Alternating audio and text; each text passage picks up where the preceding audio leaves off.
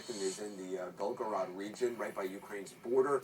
Fred, for days you have been watching Russian troops, or Russian tanks, artillery pieces moving into Ukraine. Today you saw some apparent problems, I understand, that the Russians are dealing with. Yeah, you're absolutely right, Anderson. One of the things that we've seen is actually a lot of Russian military vehicles that have been broken down on the side of the road. And it's something that we actually not only saw today, but we've seen in the past couple of days as well. But we really focused on today because we saw some vehicles where it was quite remarkable, actually, to see them broken down at the side of the road. Like, for instance, we saw one multiple rocket launcher called an Uragan, which is actually quite long distance. It can shoot about 70 miles, unguided rockets. That was by the side of the road with some teams clearly trying to fix it, and a larger truck then coming to tow it away.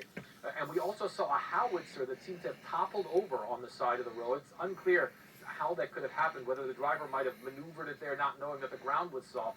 But it is a recurring theme. It is certainly something that we're seeing quite a lot of. Vehicles having to be towed, trucks having to be towed, certainly armored vehicles also having to be towed as well. So whether or not that indicates that maybe the gear that the Russians have brought to the front here is having trouble is difficult to say, or whether or not it might be some sort of regular attrition that you might find in an operation of this size. But it certainly is something that does seem remarkable to us. One of the things, Anderson, that I need to say is tonight we're right by the last checkpoint where it goes towards the front line, towards Kharkiv, the last checkpoint on the Russian side. And we did hear some outgoing rocket artillery fire tonight, just a couple of minutes before we went to air.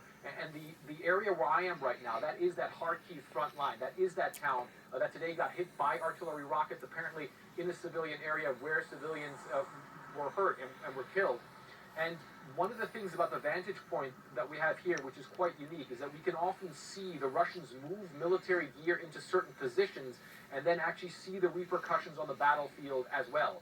And it was actually today that we did see several of those multiple rocket launchers called the Uragan move closer to the territory of Ukraine and move closer to Kharkiv as well. And it's the same day, obviously, that you saw those strikes in those civilian areas. So whether or not that means that the Russians are sort of intensifying their campaign there, very difficult to say from here. But we certainly saw that technology, saw that gear move in towards that area today, and obviously also saw the campaign for Kharkiv escalate today as well, Anderson.